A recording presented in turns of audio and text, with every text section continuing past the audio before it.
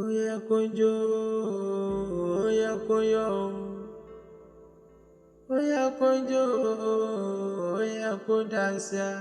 Ẹni aráyé kìlàkìlà bí ó tẹ̀ dáyadáya, ó yẹ kó yọ̀.